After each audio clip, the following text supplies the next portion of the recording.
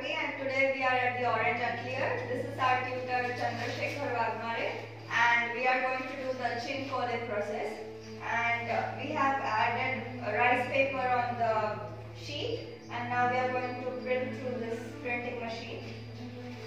This machine ensures appropriate pressure across the plate, and then you roll it on, and the pressure is evenly distributed. The felt is also of very superior quality. Let's see how the print works out.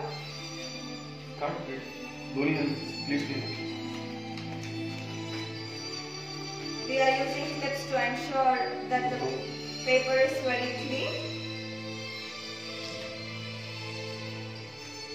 Okay, so this is our print, and this is of very, you can see one the finest of lines through this rice paper, and our print is ready. Thank you. Hope you like my video, and I recommend this machine highly because it gives out really good prints.